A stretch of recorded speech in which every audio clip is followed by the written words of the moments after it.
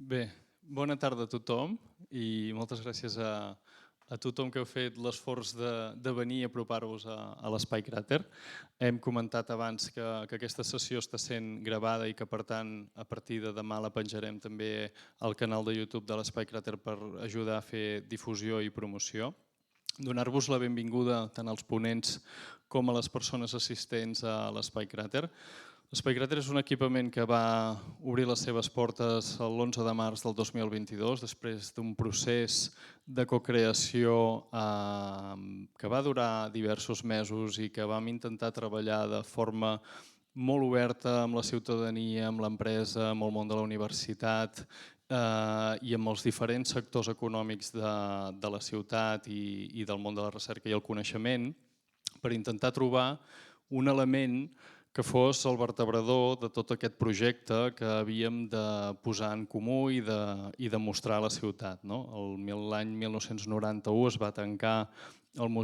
va obrir el Museu dels Volcans i es va tancar l'any 2022, 30 anys de funcionament d'un museu que explicava el volcanisme des d'una mirada de la museologia dels anys 80 a Catalunya, i que per tant es deixava en el llenguatge comunicatiu que és la museologia i la museografia alguns elements de valors, de gènere, d'humanisme, de societat que d'alguna manera consideràvem importants de posar de manifest en aquest centre. I el que vam considerar i el que vam trobar, no nosaltres, sinó que la gent ens expressava, un element significatiu que són els valors del paisatge volcànic de la Garrotxa. És a dir, el paisatge volcànic de la Garrotxa és el denominador comú de la identitat de la gent que viu o ha crescut a la ciutat d'Olot i a la comarca de la Garrotxa. I és una anomalia en el paisatge volcànic del món, perquè el paisatge volcànic de tot el món, i ens ho deien sempre els vulcanòlegs, no hi ha cap lloc com la Garrotxa en què la gent se'ls estimi tant, els camini tant, tots tinguin el seu nom, hi hagi una ermita dins d'un cràter, tota aquesta estima. Un senyor que té una botiga de queviures es diu queviures volcànic, un altre que és electricista volcànic i un altre que té una pàgina de disseny de pàgines web també es diu disseny volcànic, i tothom és volcànic. Llavors, aquesta identitat i aquests valors vam considerar que era un element molt important per canviar la narrativa de l'exposició, ja no només de l'exposició, sinó també d'aquest equipament, d'aquest projecte que va molt més enllà dels volcans. I ja no es tracta de volcans, sinó es tracta de vida i de transformar la vida i de fer d'aquest territori més sensible i preparat o en construcció per afrontar els grans reptes que tenim al davant. I d'això es tracta l'Espai Cràter, d'afrontar els reptes que tindrem al davant i que ja tenim a dia d'avui i que tindrem en els futurs anys, canvi climàtic, cohesió social, etc. I com des dels equipaments museístics podem donar resposta també a tots aquests grans reptes. Per tant, que avui això passi aquí, en col·laboració amb Faber, que ara la Pepa ja us explicarà una mica més, és molt important perquè més enllà de la ciutat creativa ens ajuda a reflexionar sobre el paper dels equipaments, de l'administració dins l'àmbit cultural i que per tant hem de ser capaços també de reinventar una mica les estratègies i les polítiques culturals i tot això dels valors al voltant de la cultura i per tant estem molt agraïts que això avui estigui passant aquí. En petit comitè, no passa res, ho estem gravant, ho penjarem, se'n farà difusió. I deia un gran director de cinema que li va passar una cosa molt similar al que ha passat avui aquí, però només hi va anar una persona, i era un director de cinema, un gran director de cinema, només hi va haver un assistent, nosaltres som 10, i aquell director de cinema va dir el mínim és un i serà fantàstic, mai havia tingut un públic tan espectacular com el d'avui perquè estarem ell i jo parlant en solitari. Per tant, molt benvinguts tots, moltes gràcies a la sessió d'avui i que comenci la conversa. Pepa. Jo únicament, benvinguts, gràcies al que heu vingut, sobretot moltes gràcies a Abigail, perquè ella és la causant de tornar-hi aquí, i us ho explicarà ella. Sabeu que Faberllull és una residència d'Arts, Ciències i Humanitats. El que intentem és donar temps de qualitat tant als investigadors, artistes, perquè puguin fer la seva feina. I ara tenim d'individuals i de temàtics. I ja els deixo amb ells. N'hi ha 3 que són residents, 2 que són convidats. També moltes gràcies per venir. I l'Abigail i el Tarek, el Justin, el Nicolás i la Mireia us ho explicaran molt millor que jo. Vinga, moltíssimes gràcies.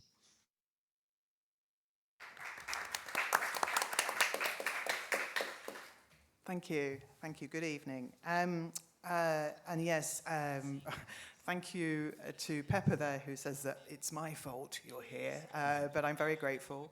And this is because I discovered the magic of Faberllull and the residencies. And also I'm now discovering the magic of Espai Cràter. I was a former resident at Faberllull in 2019, where I also had the pleasure of meeting Chevy and hearing about the plans for this museum, this centre. And that was partly because I was working at the time. My research was looking at parks and everyday participation in parks and how important they are for people culturally. But I was also looking at museums based in parks. So this was a very interesting opportunity to hear about plans for something that was underground with a park on top, but also in this very special place that is Olot. So I'm based at the University of Manchester, and I'm a senior lecturer in arts and cultural management, and so that's why my kind of research interests have sort of helped to form the occasion that we are here today. Myself and my colleague Claire, who has been absolutely essential in organising this panel and the residency, Beyond the Creative City, have been researching, looking in our local area in Greater Manchester, where we've been looking at how the local authorities, the municipal governments, have been trying to develop different models for using culture and creativity to support the satellite towns, the small towns outside of the city centre of the conurbation of Greater Manchester. And this fits with my longer trajectory of cultural policy in place.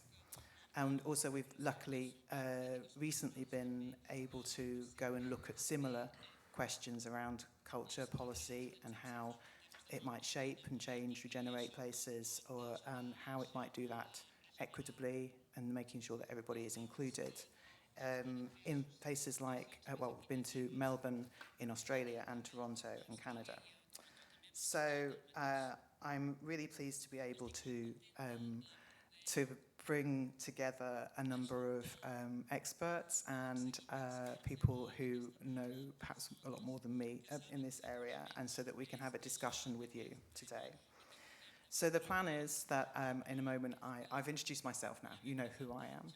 So next I'll ask our panellists to briefly introduce themselves and say a little bit about who they are and what kind of work they do. And then we have a number of questions. We will talk as a panel about these questions for about 40-45 minutes, and then we'll open up for questions from you. So please have some questions in mind as we're discussing, and feel free to ask them at the end. Okay, so first of all, I'd really like to hear more from somebody else other than me. So over to you, Mireia, to please introduce yourself briefly and say a little bit about the work that you do. Thank you. Molt bé, gràcies. Agrair la invitació. Per mi és tot un repte estar aquí per parlar d'Olot. De fet, soc gestora cultural, treballo fa 25 anys que tinc una empresa de gestió cultural i tenim la seu social aquí a Olot, però treballem a tota la província de Girona, amb museus, equipaments culturals, equipaments com Espai Cràter mateix, on ara estic, i oficines de turisme, i entrellacem el que és el món de l'educació, del turisme i de la cultura, aquest triangle tan interessant, doncs per qui ens movem. agrair moltíssim doncs, que m'hàgiu convidat. Gràcies.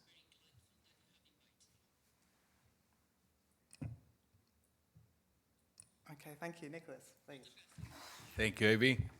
I'm going to speak in Catalan, in Argentinian Catalan. So let's try to do a kind of diversity work on that, okay? Fa 21 anys que visc aquí a Catalunya, a Barcelona, i per mi també és un plaer poder estar aquí amb vosaltres, perquè Olot també ha estat una referència clau en l'estudi, en el desenvolupament i en l'estudi de les polítiques culturals locals.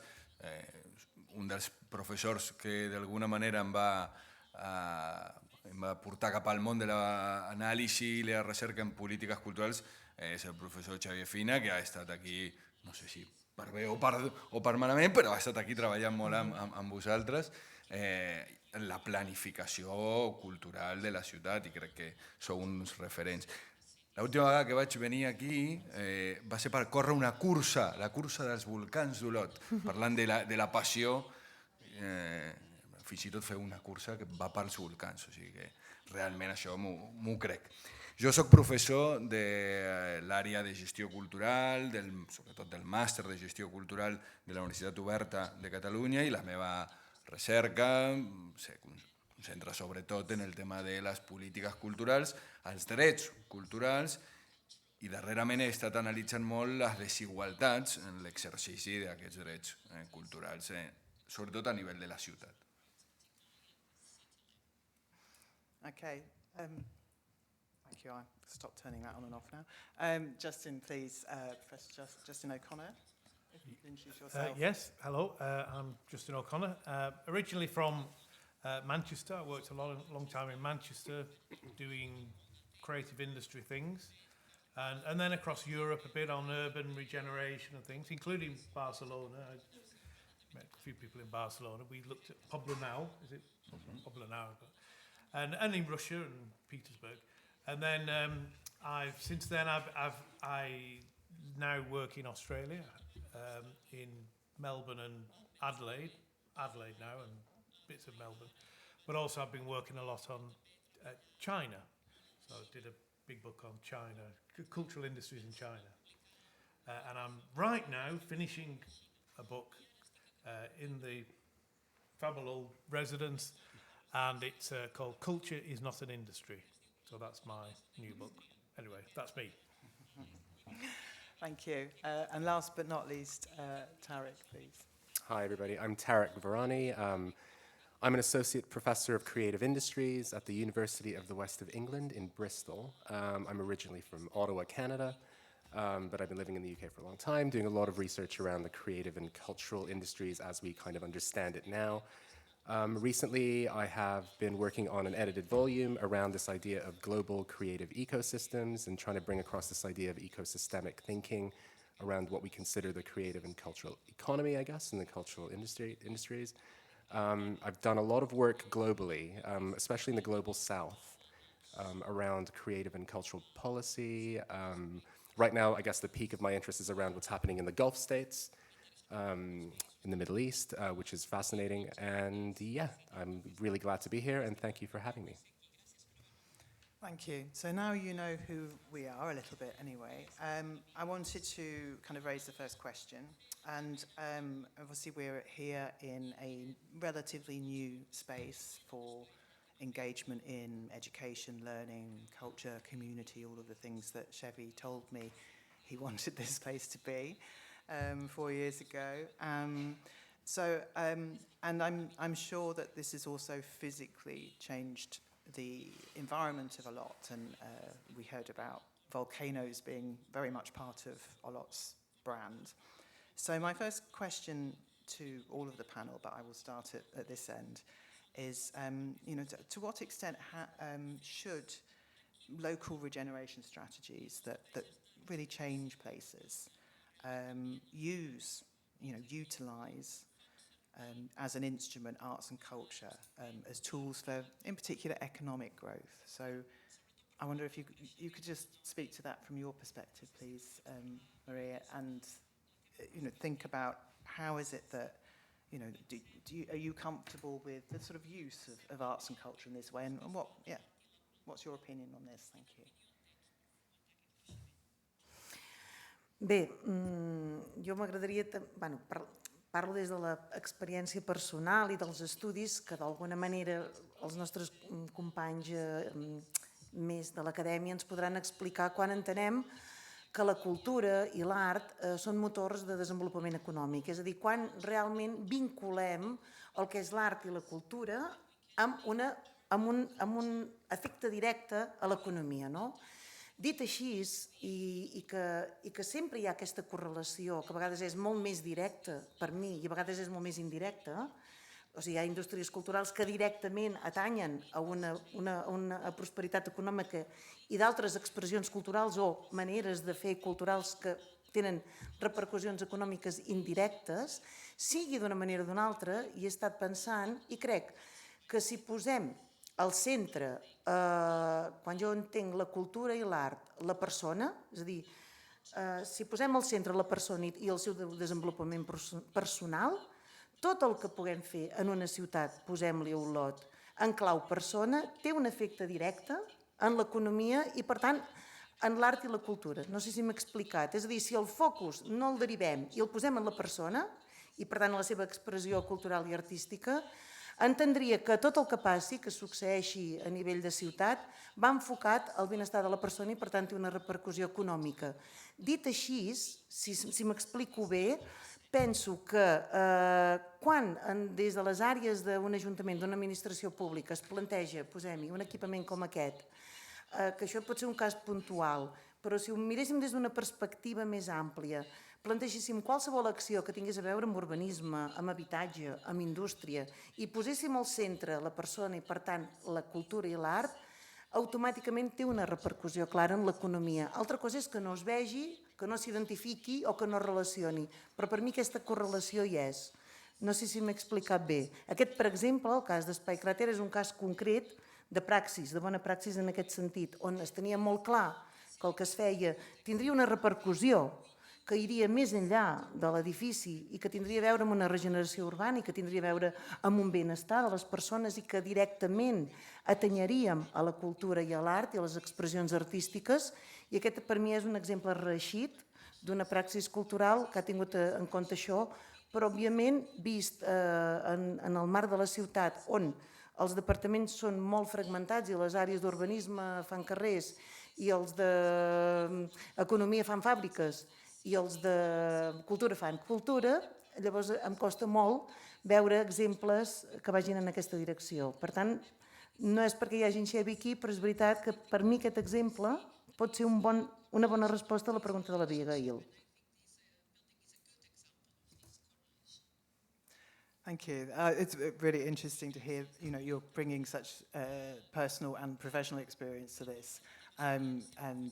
So I'd like to see who might pick up on this. And Nicolás, we heard, we were lucky enough, some of the residents at Faber to attend a seminar in Barcelona earlier in the week. And so we heard a little bit about your current work.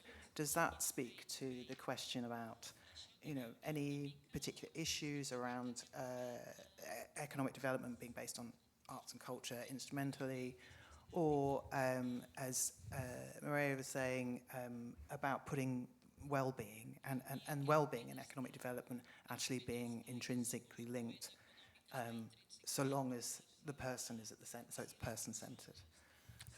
És molt interessant per mi la proposta que feia Mireia, perquè també trasllada moltes vegades el focus que han tingut les estratègies de regeneració urbana, de les quals, per exemple, a Barcelona sempre ha estat una referència per coses bones i per coses no tan bones.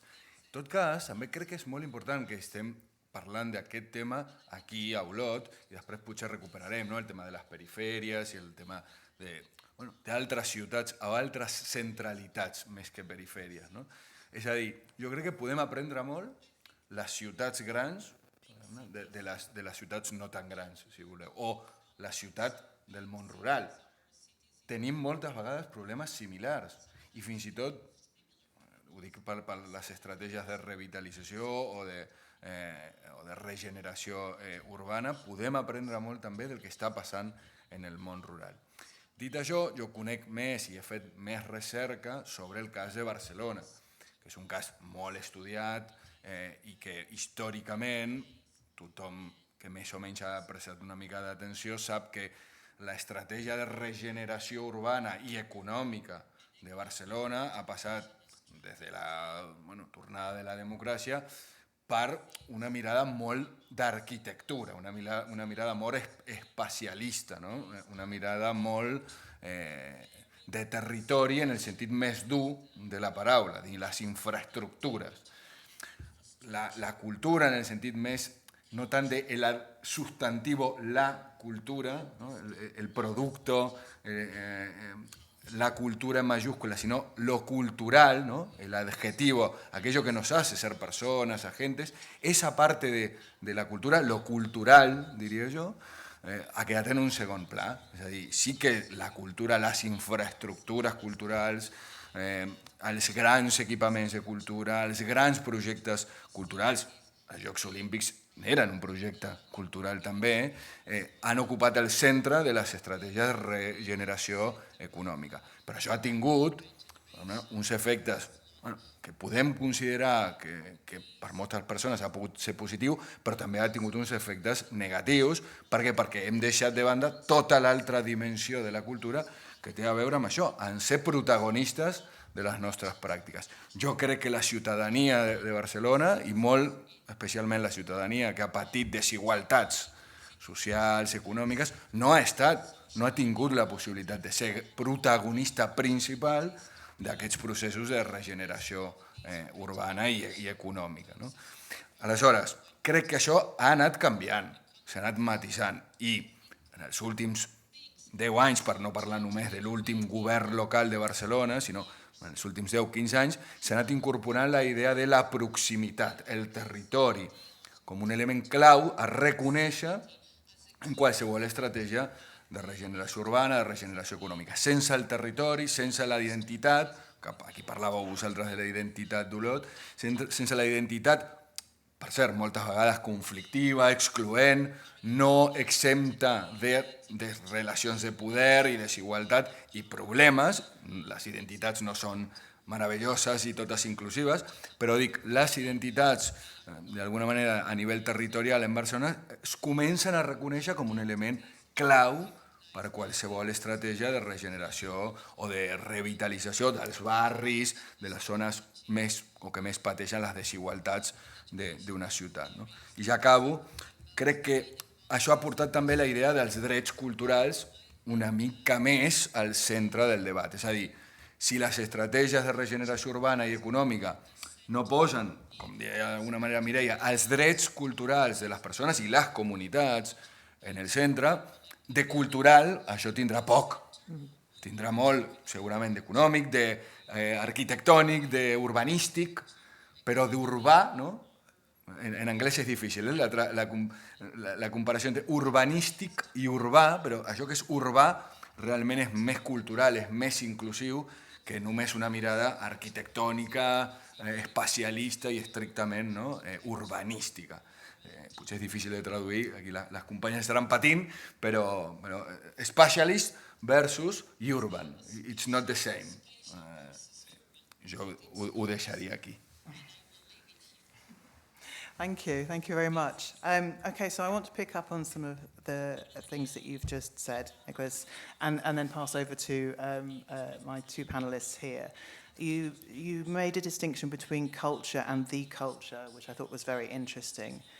And both you and Mireia talked about how, how by putting people and questions of identity at the heart of how change is made, that it can be more inclusive. So I wanted to ask first Tarek and then Justin here, when we think about arts, culture, creativity, creative industries, and that distinction between culture and the culture, what in the experience of your research or what are your opinions on how do those classifications make these kinds of regeneration initiatives or other ways that culture and creativity are instrumentalized? how can they be inclusive? So, thank you. It's a great question. I think in my experience, policy is always one step behind what's actually happening on the ground, right? There's always a disconnect between what's going on in especially top-down policy agendas around the instrumentalization of culture and creativity and what's accurately happening on the ground. And that gets even worse when you have a situation of branding, right? So you're trying to brand a city or a town in a certain way, and all of a sudden, top-down cultural policy will superimpose that branding onto actually what's happening on the ground, and sometimes there's a mismatch. It's not accurate. That leads to another problem, which is whether or not small towns, cities, peripheral regions, and the policy itself is more focused on this idea of production versus consumption, right? Which means basically, are you focused on attracting artists and sort of elevating the artistic ecosystem that exists in the town already, or are you focused on boosting tourism and getting a whole bunch of people into the town in order to sort of regenerate the town that way? And there's always a tension between those two aspects, right? So you have to strike a balance between this idea of production and consumption. And then the last aspect is this, I guess, this notion of the instrumentalization of culture and people being left out. I think, in my experience, if you prioritize consumption, then inevitably there is a non-inclusive component to that, right? Because you already have this notion of an audience and who you want brought into what it is that you're actually doing within a town or within a city. So being sensitive to those notions is really important. And I guess my answer is, every place is unique and more research is needed, sort of commissioned research around what equitability and what inclusion looks like in a town like Olot or in the region, or, and maybe this has been done before or whatever, I don't know, but I'm just saying having more research, or at least doing that research, is really important. And that sort of it becomes a foundational piece of work around the kind of policy that I think would work in a town like Olot. I hope that answers the question a bit. Thank you. Yes, I'm going to pick up on that and ask Justin to contribute yeah. I mean, you mentioned another kind of binary or division between consumption and production. So whether or not strategies are prioritizing ways for people to consume and presumably spend money in a place, or whether they are supported in making. So how does that kind of division work for you, or is there anything else in relation to kind of making more equitable cultural strategies?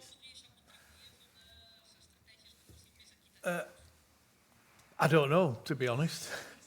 I was working out a completely different question. Well, you can answer that question if you say what it is. Well, there's just so many these different concepts in play that I find it difficult to address them. Production and consumption, we all consume culture, don't we? All the time. It's Netflix, it's stuff on phones, it's, So the first thing I would say, just when we talk about culture, we've got to include all those things that people do, like watching television and watching films and listening to music, and that's included, not just the more subsidised arts, So that's one thing.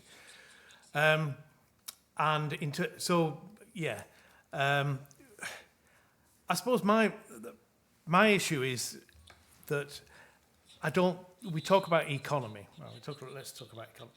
But no, we never address what the economy is. Is culture too economic? Is it too instrumental? But what do we mean by economy? What do we mean by economic benefits? So what I mean, it's so hard to answer that question when for the last 40 years, the absolutely dominant discourse of public policy has been economics. Economic growth, GDP, whether it raises it or whether it doesn't. When everything is, even including health and education, is justified in economic terms. So I think my strategy has been to say, what do you mean by economic? Do you mean GDP growth? Because GDP growth is not good for economics. It's not good for me. There's GDP has grown quite a lot, profitability has grown quite a lot. All these things are growing, but people are getting poorer. So it's time we didn't. It's time we stopped asking that question and start thinking, you know, and move away from what economic benefit is. You know, culture, to my mind, is a part of public policy alongside health, education, social services, infrastructure, all those things you've been talking about. And it should be invested in for that purpose, because it brings well-being. It's part of what democracy is, it's part of autonomous subjects, it's part of their human rights. That's what we should be talking about. How that flows onto the economy is something else again. But also before that, we've got to ask, what do you mean by the economy, you know, and those kind of things. So I suppose I would say we've just got to focus. We should focus on why we should invest in culture. What do we want to get from that investment before we jump into questions of economic impact? And just the last thing was just on urban regeneration. I think we should stop using the word regenerate. It was invented. It was about post-industrial cities.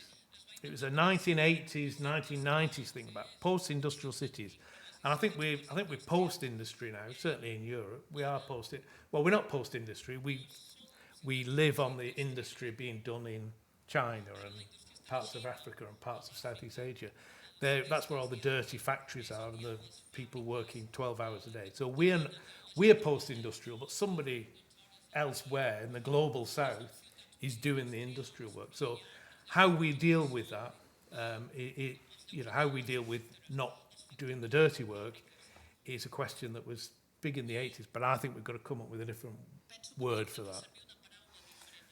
Okay, thank you. So, I mean, I can sense, well, I think you're revealing some of the reasons why the next book is called Culture is Not an Industry. But maybe then there's one after that is something about post-regeneration. But I think certainly in terms of bringing in, thinking around you know, different places and their different contexts, I'd like to ask the panel now more about that relationship of scale, actually, that you've alluded to already, about, you know, I think, Nicolás, you were saying about actually the direction of travel between thinking about how to make places as good as they can be and make culture and well-being as equal as it can be for the people that live and visit them. You were saying that actually quite a lot of the learning comes from smaller places on the periphery. I was just wondering if you could say a little bit more about that, and also if it's not controversial, on the YouTube channel for Espai Cràter, if you could say something about how Olot, you know, kind of what kind of contingent relationship does it have with Barcelona from your perspective, Mireia, if that's okay? Yeah. Vam fer una recerca, un estudi compartit amb 4 municipis, 4 ciutats de l'àrea metropolitana de Barcelona, però no, ni molt menys tan grans com Barcelona, i vam aprendre moltíssim de les seves estratègies d'equitat.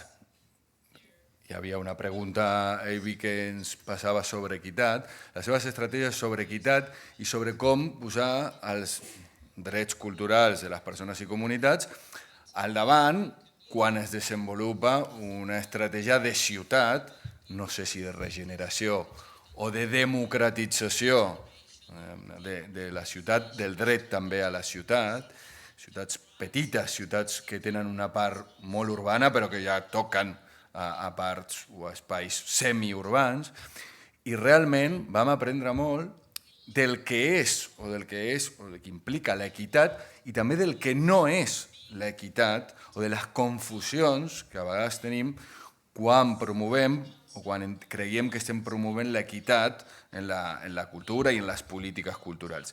I una de les coses que vam entendre molt és que a vegades hi ha una confusió molt gran entre equitat o fins i tot igualtat, si es vol, i homogeneïtat. És a dir, equitat no és, com en algunes polítiques locals i en alguns casos també la societat civil creu, equitat no és la mateixa cultura, el mateix programa cultural, el mateix servei cultural per tothom. No es eso, eso es homogeneïtat i eso es reproducció de les desigualtats que existeixen en la utilització dels recursos culturals públics i comunitaris. Equitat tampoc és, i aquí crec que podem obrir un bon debat, tampoc és cadascú amb la seva cultura, cadascú amb les seves pràctiques culturals, però ben separats uns dels altres. Equitat no és segregació en cultura. I algú podrà dir, no, és que jo vull que la meva comunitat tingui els seus propis recursos i es desenvolupi culturalment lliurement al marge de la resta, de l'altre barri o de l'altra ciutat del costat o de l'altra comunitat del costat. Bé, jo crec que equitat, i ho vam aprendre en aquestes experiències que vam poder investigar, equitat és també trobar-nos entre persones diferents, tenir espais, moments per negociar les nostres diferències culturals, per enfrontar-nos les nostres identitats. La identitat d'Olot vinculada als volcans no és única. Segur que està, no la conec, però segur que està en constant debat, en conflicte. Segur que les comunitats que venen d'arreu i viuen a Olot no pensen i no senten els volcans i la seva cultura de la mateixa manera que la gent que viu aquí des de fa 4 o 5 generacions. I segur que hi ha conflicte. Per això, equitat vol dir espais per negociar culturalment, simbòlicament, millor que en termes de violència, simbòlicament aquestes diferències. I això ho vam aprendre de les polítiques culturals d'aquests petits municipis en l'extraradi, en les afores de Barcelona. Casos específics, equipaments, projectes, no són grans polítiques, sinó experiències molt específiques. Okay, so one size does not fit all, if that's the right way to summarise that. So, yes, please, from your experience.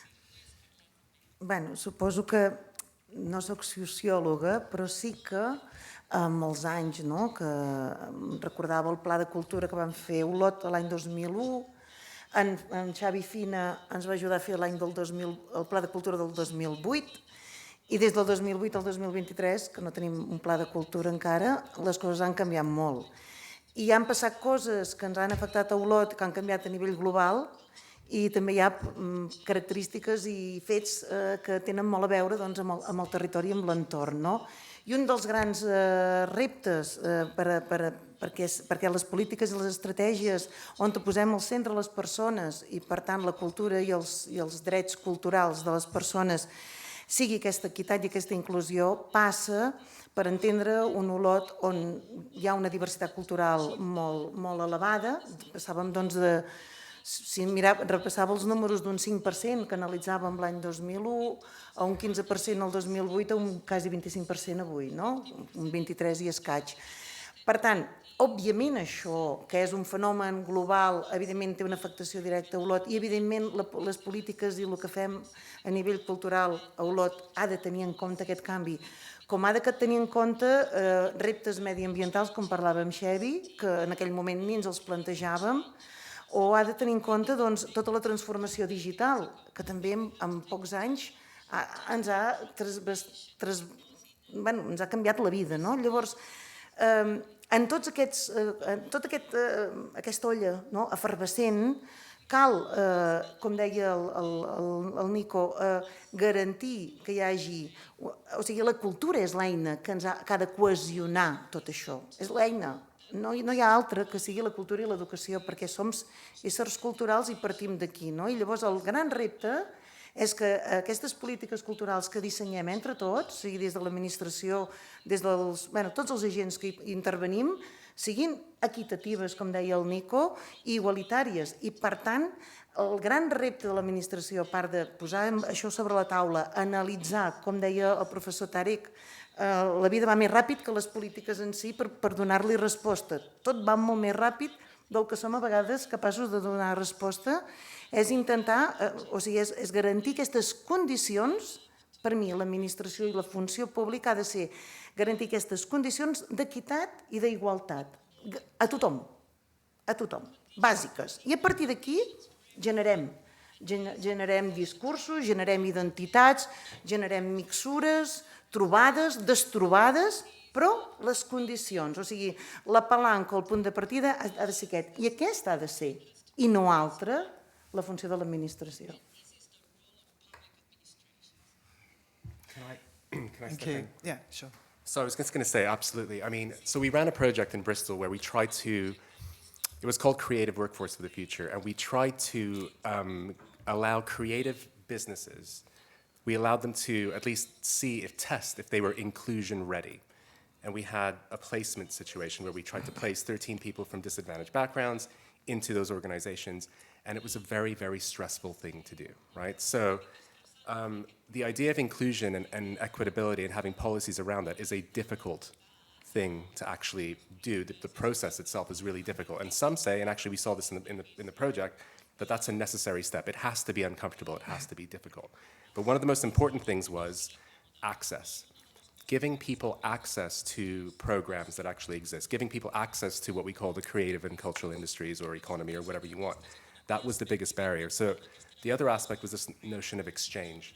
So having access and being able to exchange knowledge and experiences were really, really important to at least go down the journey of being inclusive and being equitable. One of the findings that was really important as well was just thinking about this notion of our ecosystems of work, right? So we talked about geographical boundaries, Olot versus Barcelona, not versus, I guess, but being part of it, right? But usually in the creative and cultural economy, those geographical boundaries don't really exist. If you have a festival running in, let's say, a place like Glastonbury, which is close to where I live, Glastonbury is hiring people from all over the region to build the stages, to do the sound, to going out there and sort of putting up websites to talk about tickets, booking people, all that stuff, the food vendors, they don't just come from one geographical area, they come from all over the place. How do you open access to those types of cultural events, I guess, to allow workers from different backgrounds to actually work in there is a really important question. So I guess for me, this notion of equitability and access are synonymous. And the powers that be, usually, the creative industries just doesn't do well when it comes to inclusion. The research shows that, right? So, yeah. Okay, thank you. So, yeah, I mean, we've had public administration and the importance of governance, and then also, absolutely the starting point being equality and access and diversity and inclusion. I wanted us to change this back to place again, and to ask Justin, actually, because I know that you have worked in, well, you just said you worked in Barcelona. I know that you were also quite instrumental in the building of a museum to the city in Manchester some years ago. From your current work from Australia, but also in other regions of the world, I just wondered if you could say something about, in your experience, where have been the main challenges in working in particular place-based or local contexts, and any examples that you have had of strategies that just seem to work? Well, it's changing, isn't it? I mean, one of the main lines of the last, I would say, 20, maybe 30 years, and I'm talking now around the creativity agenda, creative cities, but it's wider than that. The idea is that basically, if you're in a small town, get out and go to a big city, because that's where the work is. And in the UK and elsewhere, that's what you're told. I mean, there's lots of pieties about rural and small, but basically, if you have to follow the work, so get out. And that's been underlying the creative city and the creative class agendas for a long time. And that in itself has a class dimension. So the people who get out are the people who go to university, and the people who stay are the ones who don't. And so we've got, look at the United Kingdom, but it's replicated elsewhere now, right across Europe. You've got the big cities. I recently looked at the Berlin elections, the big cities with lots of bright, clever, open-minded, multicultural young things, great cosmopolitan spaces, and then small towns voting for the far right, working class, uneducated. We know this in Trump, in America with the Republican Democrat divide. So there's a huge class divide between the educated and the uneducated, and between, the crap towns and the creative towns, the bad, So this is a legacy we've still got, and we're still being told this, get out. And so we've got a place like Manchester, where it's great fun. If I was a student, I would go to Manchester. It's great fun. But if you're in some of the smaller towns, like Bolton, just that was for you. If you're in those smaller towns, what are you going to do? So I would say there's a change. We need a change. The pandemic did a little bit of it, and the climate change. But it's in fact it's this idea that came up from the foundational school. Ristanza, it's an Italian word, means to stay in place. So is there a different model where we stay in place? Yeah, okay, you go off and be educated. You should be educated. But maybe you should stay in place and start making a difference in that place and change the place you're in, rather than seeking your fortune elsewhere. It might, of course, if you're 80, 16, 17, but you can return to the place and make a difference in the place. And I think that's got to be facilitated, because it's a political thing, it's an existential thing. And finally, I'm reading Didier Eribon's book, Return to Rome. The book is called Return to... It's about a French intellectual, I suppose, who, from a very working class background, even an unemployed working class background in northern France, he's gay, so he's doubly alienated from his background, and it's about him going back and talking to his father dies. He goes back because his father dies. They were communists, Communist Party, but by soon they were voting Le Pen. They were racist, they were anti-gay, homophobic. These are the divides. And this somehow, the only, to talk about small towns is not always, but quite often to talk about deprived, working class town where all the energy is left. So how do we go back to those places and kind of really work them again?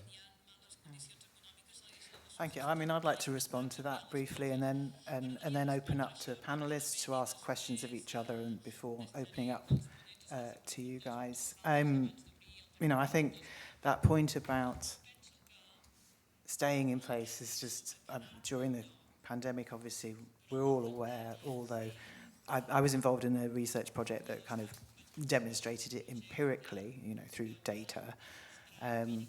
The nervousness of audiences, the need to reflect, and the different opportunity to see your locality as you were locked down or allowed out just some time. And also, there's been much talk about it in the UK art sector, the rise of digital participation. Is that going to stay? Will people just watch Netflix forevermore, or will they come back to their theatres and their cultural centres?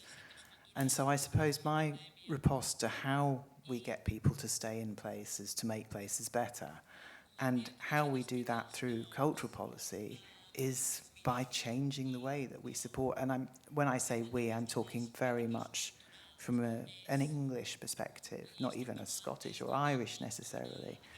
So I'd go back to your point about it is the importance of local public administration.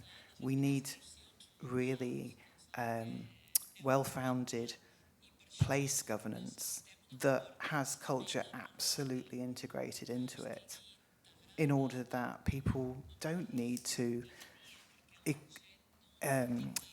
move in order to move up. So, so that they do have the quality of life and the kind of life chances and prosperity. And it's not culture that's just going to make places shiny and happy. They're not going to create the best opportunities necessarily for a town that doesn't have the right physical features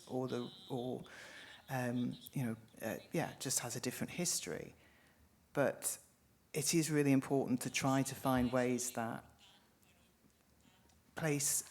provide place-based funding rather than trying to make sure that places have to, in the UK we have a very competitive funding structure for all places, and so places that are left behind will have to compete against places that already have quite a lot of prosperity in order to try to attract those funds in. And it's simply not the way to fund places. What I think, I feel very strongly that we do need a more communist approach. We need a more communal approach which supports equal things, a standard charge, a way of saying every place should have the right to a park, the right to the city, the right to a cultural centre at its heart. And that's the way to fund, not to try to just continue this neoliberal race for competition over resources. So that's my contribution to this discussion. And now I'd just like to see if any of the panelists would like to either say anything else or ask each other a question before opening up to the floor. La cosa és compleja. Perquè jo crec que també, i no només jo, sinó que he llegit molta gent que pensa una mica en aquesta línia, no només es tracta, o no només l'economia d'alguna forma ha invadit i ha agafat i ha xuclat absolutament tot, sinó que jo crec que és que, de fet, el mercat econòmic, el desenvolupament econòmic ha incorporat la cultura com a part de les seves estratègies de creixement de forma inequitativa, d'un creixement que genera desigualtat. I això passa, per exemple, en molts pobles, molts espais rurals petits que han generat una estratègia a l'estil de les ciutats creatives, però a nivell del poble. És a dir, ciutats, crec que algun article que jo havia llegit parlava de ciutats creatives, pobles bonics. Ciutats creatives, pobles que culturalment són atractius.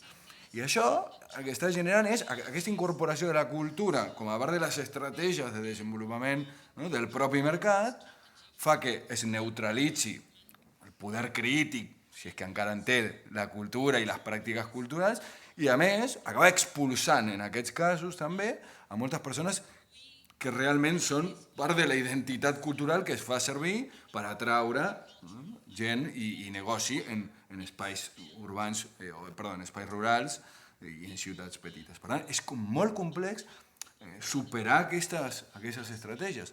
Què podem fer? Jo crec que és molt difícil. I aquí només crec que hem de recordar el dret cultural de formar part d'una comunitat, de formar part d'un espai, però també el dret a sortir, a abandonar, a anar-se fora i potser tornar.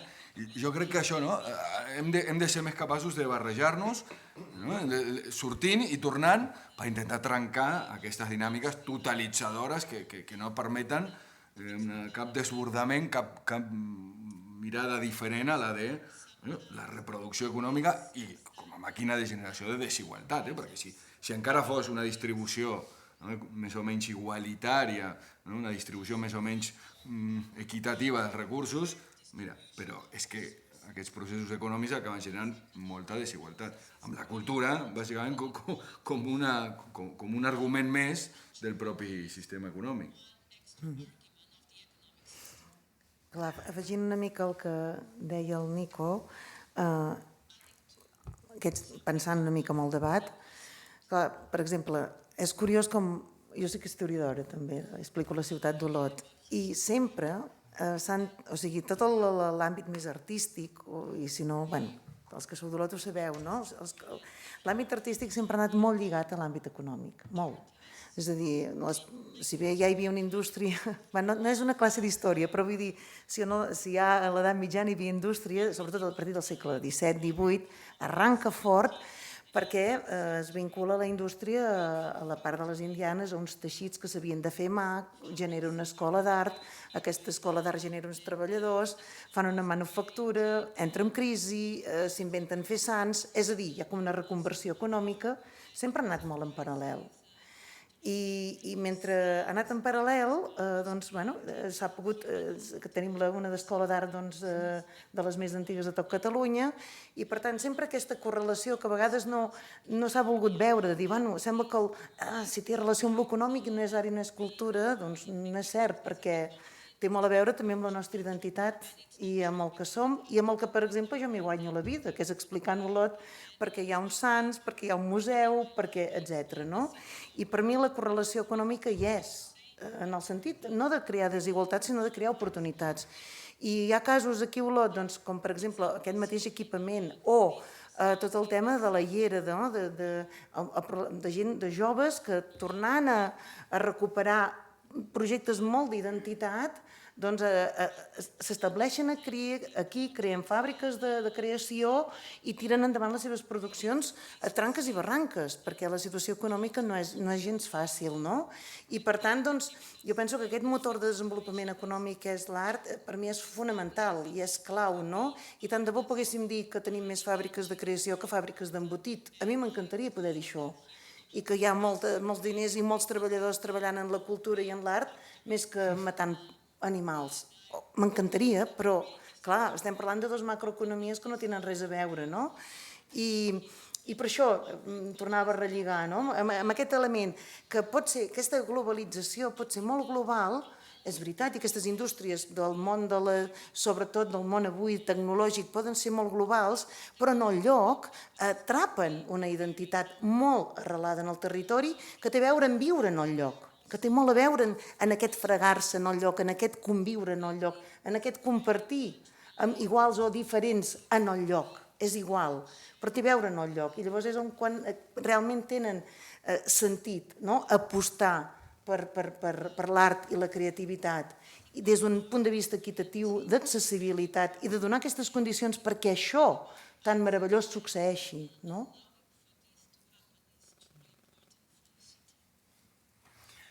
Thank you. Does anyone want to respond or to I can say something? respond. Yeah, I think, no, really, really important point, but when we ask the question about what does economic regeneration actually look like, right? Or what does it look like when you have a situation where there are a lot of creative SMEs or a lot of artists in an area? Now, I'll give you an example of London. What happens is, and make no mistake, this is what success looks like with respect to policy, all right? So coming from the policy makers, is that actually what happens is that rents go up.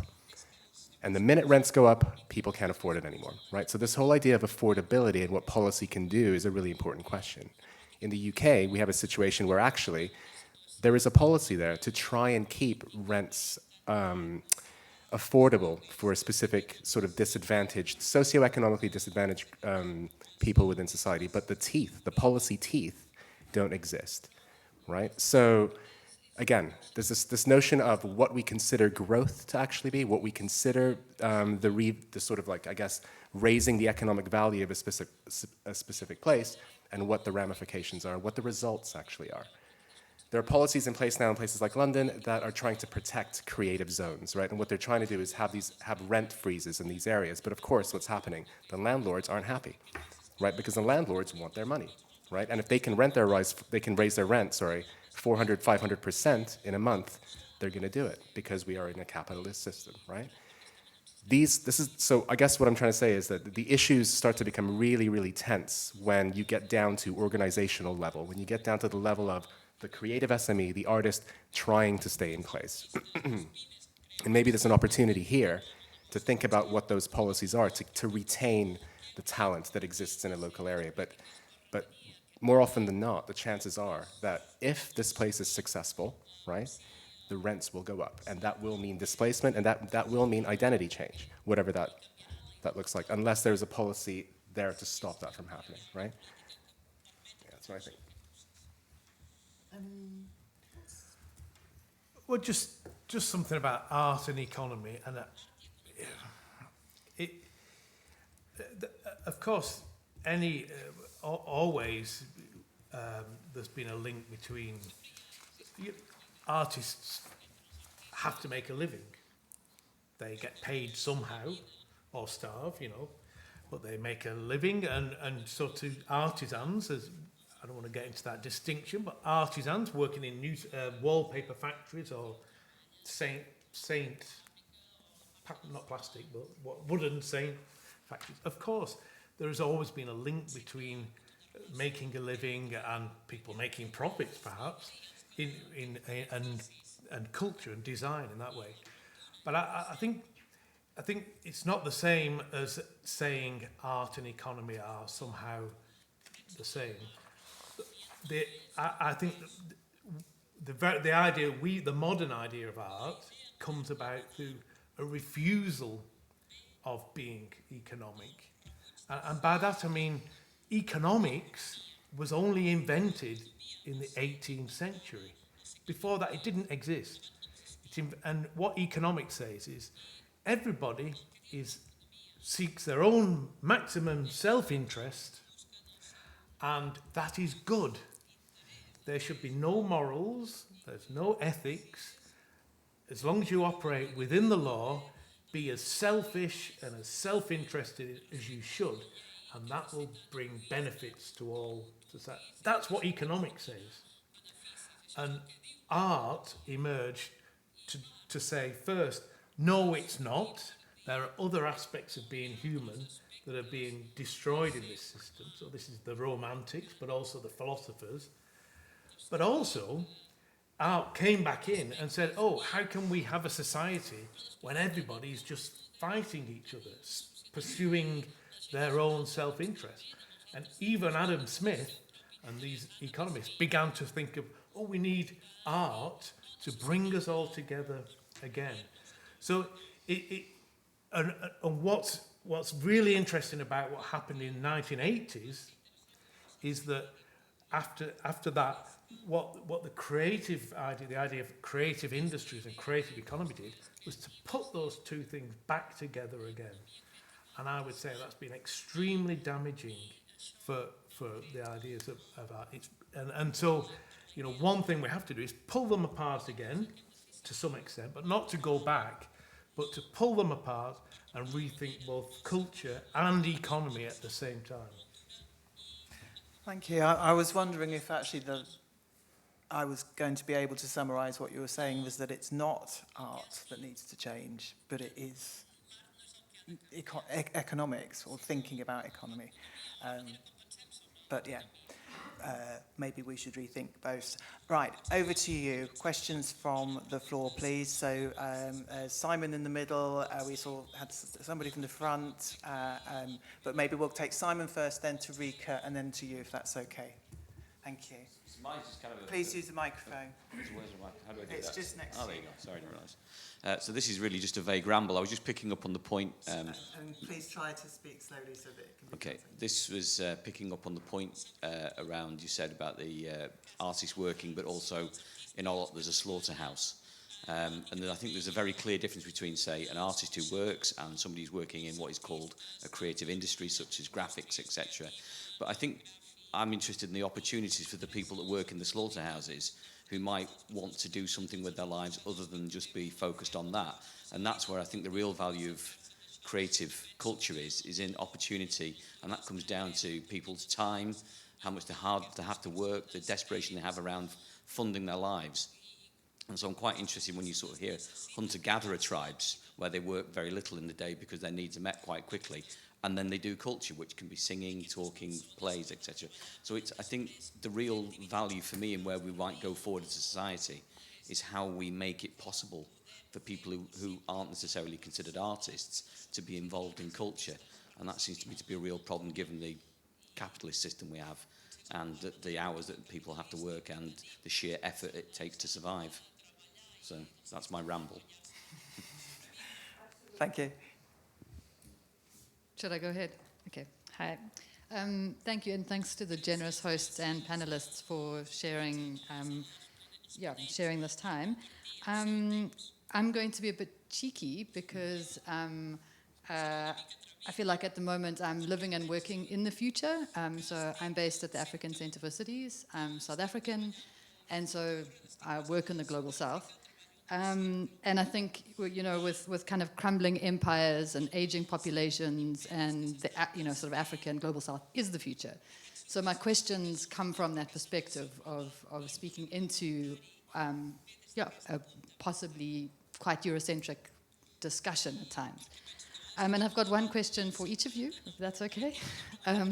So the first, Mireia, I'm really curious, as a practitioner in this space, obviously in our contexts there are, like elsewhere, silos in municipalities, people work very separately, and we probably have way less money to do anything with. But I'm curious about what kinds of collaborations have been very productive, what clashes or disagreements happen around those decisions, and what is the kind of fabric and the stuff that doesn't cost money that you have encountered in the work you do. The second question is for Tarek. You had mentioned that you're doing quite a bit of work in the global south, and I'm curious. Often the assumption is that the global south needs help and needs experts from the global north to go and tell people how to create cultural policy, and that's come from the tradition of the UNESCO conventions onwards. And we also know that we have a lot of policies that are uncosted, impossible, because they might be very idealistic, but in place they don't necessarily work. But I'm curious about what you have learned from the global south in terms of what has been surprising or resistant to the kinds of discussions that are happening elsewhere. And in particularly in relation to what you were saying about global ecosystems and global divisions of labor and power. And then for easy questions for now. Yeah. Should we take those two for now, Enrique, if that's okay? Yeah. Or have you got some? Yeah, I've got two more quickly. Just Quick. So for Justin, I think you brought up around how do we have more nuanced ways of talking about the economy, and in the global south, it's the informal economy, and that hardly ever features in research and in articulations of what is spoken about often in economic and debates about money. And you pointed out that people do need to make a living. So I'm curious about what you have found productive and what kinds of languaging you finding useful and what kind of research is useful in order to do that. And then the final question, I think you spoke a lot about culture, equality, which to me really boils down to justice issues around social, spatial, cultural justice. And I'm curious to know what you think about the role of policy in justice when often there are quite serious tensions in those spaces. Okay, thank you. I'll stop. Thank you, Enrique. It's a lot of questions. So, to Mireia first. Bé, seré breu i també donaré paraula a en Ricard, ja que hi ha en Ricard Sargatal, no vols parlar? No, a mi, accions reeixides, per exemple, cito en Ricard perquè s'han ajuntat les àrees d'educació i cultura, que fins ara anaven separades. De moment estan sota el mateix edifici, ara falta veure quants projectes realment acaben funcionant, perquè un sense l'altre. O sigui, per mi em costa molt entendre que cultura fa això i educació fa això. Com també em costa molt entendre la governança de l'administració sense la centralitat de la cultura. És a dir, jo, si pogués, i donar la meva opinió, penso que com a governança per mi faria com a centre la cultura i l'educació i a partir d'aquí organitzaria la resta d'àrees, perquè no té sentit parlar d'urbanisme, no té sentit parlar de consum, no té sentit parlar d'indústria si no posem en el centre la cultura i els drets culturals. I a partir d'aquí podem parlar de si parlem d'economia i quin model de ciutat econòmica volem. Si posem l'eix a la cultura, potser no veurem que la gent que va a l'escorxador només ha de consumir cultura i poder entendrem que allà on hi ha l'èxit de la cultura que no val diners és la que és participada, és la que no et ve marcada per unes polítiques que et diuen el que has de fer. No, la política t'ha de permetre fer allò que tu vols fer, que ja tens prou criteri. i que ja tens les teves identitats culturals i els teus gustos culturals i la teva capacitat creativa i de transformació. Perquè l'art, si alguna cosa és transformació, i ho deia l'Atena en un debat que hi va haver electoral, l'art és revolució, si no, no és art. I el portem tots a dins, vull dir que només has de crear aquestes condicions. Això no val diners, hem de trobar els canals de participació, això és el que s'ha de dissenyar, m'explico? I des de la centralitat de la cultura i de l'àrea de cultura, o sigui, no fer un pla de cultura que sí que l'hem de fer, sinó un pla de ciutat, on la cultura i l'educació són centrals. Al meu entendre. Am I next?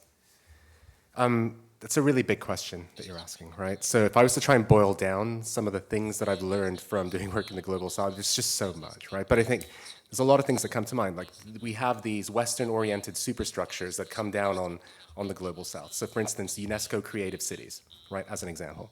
Like what does that mean? But of course, UNESCO Creative Cities has a semblance of privilege associated with it. If your city becomes listed on that list, then there are benefits to it, right? Whether that fits with respect to cities in the Global South, as an example, is a question. It's the whole idea of top-down policy being superimposed onto something that may not be accurate, right? So revolutions and messaging and the process of decolonization that's happening in other parts of the world and resilience and the effectiveness versus the ineffectiveness of top-down policy is all happening at lightning speed in the Global South and countries across the Global South, and we can definitely learn because, just as the pandemic showed, our economic systems in the Global North are just as, if not turning, just as precarious. So we do live in a precarious time, and this notion of resilience is actually really important. One quick anecdote. So I was talking to I did a Creative Hubs, online Zoom Creative Hubs thing during the pandemic, and it was looking at Creative Hubs, which are these organizations that sort of galvanize and anchor creativity in sub-Saharan Africa and Southeast Asia. And there was one guy from the Democratic Republic of Congo that has been dealing with, and he runs a creative hub in Kinshasa, or just outside of Kinshasa, and he's been dealing with Ebola outbreaks, malaria, civil war, famine, all his life, and yet he's still, the idea that not having 24-hour electricity, all his life, yet he still runs this very, very important cultural space for creatives to come and gather and do stuff. And I think if there's anything we can learn, that's emblematic of what it is, actually, for me, anyways. Okay. Sorry to be nuanced. I'm going to say something unnuanced. I don't think we should be more nuanced about economics. The cultural sector knows nothing about economics. It uses second-hand, third-hand, pass-me-down economics to make its case. And some of that is absolutely embarrassing in its level. But above all, it's 2 or 3 decades after it was first invented. It takes second-hand economic TED Talks and tries to make a case for culture, and it's embarrassing. Second thing is, economics is the enemy. The economics that we have been foisted upon, including the Global South, since the 1980s, is the enemy, and it needs to be systematically dismantled if we're going to go forward. And I mean that. So there's that. And in terms of the Global South, the development model, this is a perfect example, the development model that is the creative economy that's promoted by UNESCO, UNCTAD, the World Bank, the Asia Development Bank, is based on a development model that every economist knows no longer works. The idea that industrialization, creative industrialization, catch up in a world where effectively all that system has been completely monopolized by a handful of global corporations. To keep saying that to Vietnam, to say it to Africa, just go on, invest in creativity and you'll catch up, is a lie, and it's a pernicious lie, and it does a lot of damage to people's lives. And so, and yet there's the cultural sector. Endless, after the pandemic, endless statistical books showing how great it is.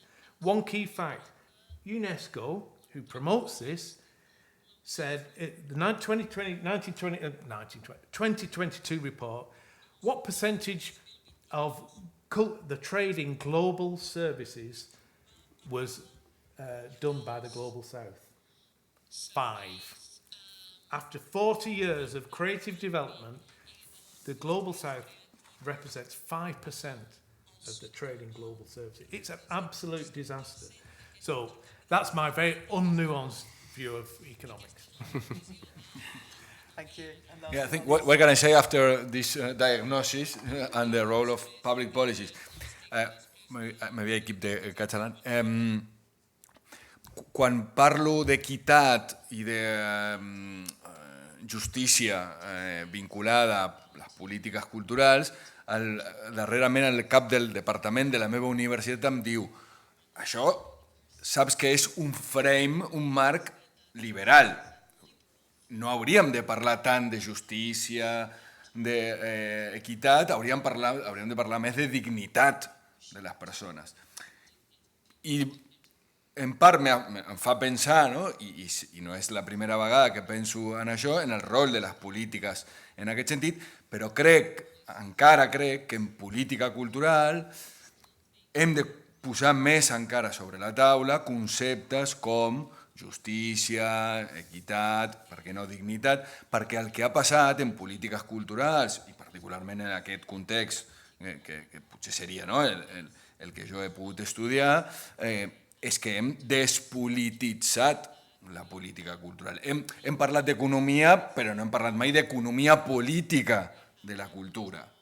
És a dir, no hem parlat mai de quines polítiques públiques necessitem per desenvolupar un sector cultural que té unes conseqüències econòmiques, però que les hem de pensar des d'una visió política, en el bon sentit de la paraula, en el sentit més noble de la paraula política. Per tant, jo crec que les polítiques culturals necessiten avançar en aquesta politització per poder parlar més de valors, com l'equitat, com la justícia, com la dignitat, però estem lluny. Tot i així, crec que hi ha experiències que posen, i em sembla que el marc dels drets culturals ens fa sortir una mica d'aquell discurs molt intencionadament despolititzat i ens posa sobre la taula que realment necessitem parlar de què generem amb quines polítiques.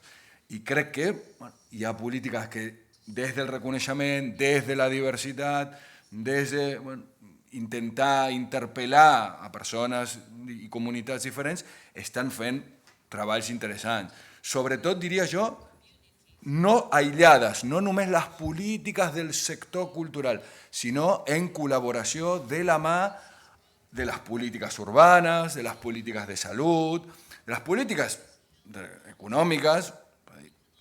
Realment també és molt important això. I crec que sense deixar de tenir uns objectius culturals com a política pública, és molt important que siguem capaços de generar un context i una situació on cadascú pugui desenvolupar el que consideri culturalment valuós. I això ho podrem fer a través d'un espai com aquest, però també ho hem de fer a través de polítiques com la renda universal a nivell econòmic. Tothom hauria de poder tenir també uns recursos econòmics bàsics, universals, per poder a partir d'això construir també el seu projecte de vida. Jo crec que l'aliança entre la política i el sector cultural ha de ser, tot i que estem molt lluny, però ha de ser amb polítiques de dignitat, d'equitat, més enllà del propi sector cultural. Thank you. There was a question at the front. Thank you for your patience, amazing, and thanks everyone for their amazing answers to Rika. So if you could bring the microphone down to the front, please. And this may be the last question for this evening, so no pressure. Thank you. I have, then is a question in 3 parts. I'm going to try to be briefly. And you can answer, it's for all of you, and you can answer in the order that you want if you have something to say, some perspective. So first of all, it's about politics versus accidents. Some of you are from Manchester, and the thing that quite more culturally affected me and my generation is Manchester and the Hacienda and the Acid House. There is no Ibiza, there is no Sonar Festival in Barcelona next week, there is no Amsterdam, because Daniel Rampling then moved to Amsterdam and did an event, and then now there is 250 festivals per year in Amsterdam, thanks to the Hacienda. And that it's completely outside of politics, and politics are still trying to how to get a grip on what's happening a little bit. It was an accident, mostly coming from the angry workers from the mines and having to have solutions, the drugs, etc. So, and now, including from that ripple, arrived to the Tomorrowland Festival that, according to the United Nations and Ban Ki-moon, it's the place for gathering for youth and new hope, #1 in the world, with 450,000 people in 2 weekends in a little city called Boom in Belgium. And it happens every year, and now it's the most inspiring thing in the planet. So all of that happened by accident. It did not happen by planification. What is your take? What is the point in the innovation and creativity that comes from the planification, and what comes from the casuality or randomness? The second part, it's about what is Creativity City. A few days ago at the Integrated Systems Europe Fair in Barcelona, it was one of the most brilliant immersive production ladies in the world called Sarah Cox from Birmingham, and she won a prize there, and she was explaining that Birmingham right now is a new hub for virtual production, immersive rooms, all these new arts, these advanced arts. And the reason because she's in Birmingham and not in Silicon Valley or in Hollywood is because the venture capitalists realize that they need to do new types of policies where they allow failure for arts in order to be creative. And she said, I'm amazed because for the first time venture capitalists understood what arts need. And it's a whole hub and it's plenty of funding. It's in Birmingham, if I'm not wrong. And my question is, in a world where we have now gigantic hubs like NEOM in Saudi Arabia trying to create these video games and virtual production things, what Olot can do because we cannot compete in these 500 billions that NEOM has of budget, what Olot and the landscape and the light and the mountains and the privileged location between the sea and the ski stations, what we can do to be attractive for these dreamers, that it's dreamers that the NEOM tries to attach. And it's incredible because NEOM, the catalyst of NEOM, is a Catalan guy, former advisor of the City Council of Barcelona. So that's the two first questions. And the third one, I lived in Amsterdam, I lived in Miami, and in Miami, Wynwood, that is one example of place, it's at the end, it's a pure economic real estate bubble to justify more skyscrapers. And Amsterdam North, we were involved with the City Council on the reconstruction of Amsterdam North, where they have a special policy that it's called the anti-crackers, the anti-squat spaces, that create the whole Amsterdam North around the Adam Tower, super creativity because the ephemeral rental of the spaces create more creativity than ever. But now the City Council is going to delete the race, demolish all of that area because the housing needs of Amsterdam, they need more housing, and including the lady managing on the City Council all the real estate development, with her salary she cannot afford to live anymore inside of Amsterdam. So it's for me neither Amsterdam, neither NEOM, neither Miami is attractive. What is for you the most inspiring creative city in the planet? And what? It's the quantitative features, it's the quality features. What is the thing that from Olot we can take as a reference? Thank you. It's a lot. Okay, it is a lot. It's a lot in Olot. Thank you for that. I'm going to ask, because we literally have 1 minute left of time, if anybody feels capable of either wrapping those three questions into one very briefly, or providing some kind of, or maybe if you could each just respond, first impressions, very quickly, and then we'll close. So, if you don't mind, so we'll start on this end. M'atreviria, perquè és un atreviment el que dic, perquè comparar-me amb el que has dit, impossible. Sí, però que és veritat que l'entorn de paisatge, arquitectura, reptes com la sostenibilitat, que és aquest espai pel que es va crear també per reflexionar-hi, atrauen i poden atraure. El que cal és, i també el jovent, els llenguatges del jovent, que hem de tornar-hi, que són llenguatges de creació, d'expressió, llenguatges que estan a la seva sintonia. Ara, Olot ha de crear l'ecosistema a la seva mida necessari per atraure això, que va més enllà, té a veure amb habitatge, té a veure amb comunicació, té a veure amb un entorn en què atraiguis aquest talent, o aquest talent que deia el professor, que marxava torni, justament perquè creativament s'hi pot desenvolupar. No responc, el que dius, de fet, m'ho porto al meu debat, que és, els accidents, fins i tot diria, el risc, les possibilitats de ser creatiu, crec, no ens portaran la possibilitat que tothom pugui exercir els seus drets culturals de manera equitativa, democràtica i no reconeixerà la dignitat de les persones. Això és la meva manera d'entendre el món, fins i tot. La planificació de les polítiques públiques tampoc, o com a mínim no només la planificació de polítiques públiques podrà portar aquesta visió que estic compartint de com entenc la cultura i els drets culturals. La planificació de polítiques públiques és important per assegurar que hi hagi oportunitats com les que tu menciones, però també per democratitzar les decisions que es prenen sobre les coses que es faran a Bristol, Olot o Barcelona. Per mi s'ha de planificar per democratitzar aquella presa de decisions i després necessitem moviments ciutadans, persones, gent que defensi els seus drets culturals.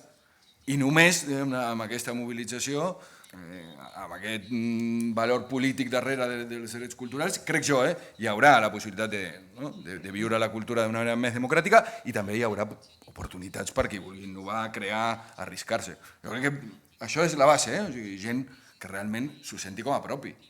És que si no se senten interpel·lats i tot això que estem parlant aquí només interessa a professionals acadèmics, al final no arribarem tampoc als escenaris que tu estàs plantejant.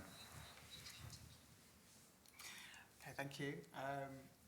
So our resident Mancunian. Yeah, I think it's quite easy. You can't plan for culture in that way. I'm going to plan some bands. But actually, what lay behind the whole Manchester thing, but not just Manchester, all the other cities, the UK cities, cheap houses, free education, easy unemployment benefit, lots of cheap books, lots of cheap cinemas, free libraries, the welfare state. That's what created Manchester and those other places. You don't have them anymore. You can't spend time failing in your room. Because you have no money.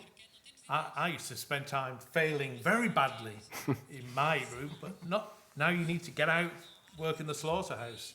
No more time for messing around, unless you get a Silicon Valley entrepreneur to give you some money to fail. But yeah, so the welfare state made Manchester. Thank you. So a few things really quickly, right? Be careful about saying that the hacienda Manchester created the sort of rave culture and the dance culture. You can't forget the city of Detroit before all of that, right? So that was a huge part. So just wanted to say that, flag that out there. All of this has to do with policy, or at least, and this is alluding to what Justin has just said, the lack of policy, right?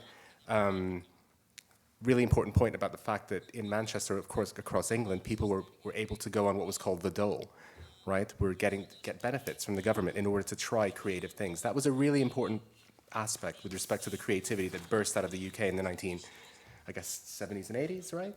And we're still reaping the ramifications of that cultural moment now, right? In Amsterdam, the developers have won, right? Just like in the city of Toronto, just like in the city of New York, just like in the city of London, right? So what's happened there, again, is a lack of policy, or at least having the teeth to implement what policy is to create these spaces, right? So there's something about cultural policy, there's something about policy in general, right? And the most creative city that I've been to recently that I think is incredible is in Kazakhstan. Almaty is just incredible. So if anybody, go to Almaty and see what's happening over there. And I think it very much represents a city that is both, it's post-Soviet, but there are opportunities there as well, right? And yeah, it's an incredible place. Okay, good. It's good to end on an upbeat note. And I thank you for your patience. I know we have gone slightly over time. I know there are people here who need to go home to small children or to big ones. But first of all, I want to say a massive thank you first to our translator, who must be very tired and has done such a brilliant job. Thank you so much. Secondly, to the technicians and all the help and all the people at Espai Cràter that have allowed this event to happen, which I hope you found enjoyable, valuable, thought-provoking, and that you'll take something away from this when you think about creativity, culture, policy, and the creative city. But last but not least, I want to thank our amazing panel. So thank you all very much for giving up your time and giving us your thoughts. Thank you. Thank you.